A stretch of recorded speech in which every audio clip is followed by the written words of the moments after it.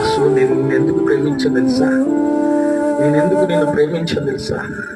నువ్వు నశించిపోయి నరకంలోకి వెళ్తావు నాకు ఇష్టం లేదు. నువ్వు నరకంలోకి వెళ్తావు నాకు ఇష్టం లేదు.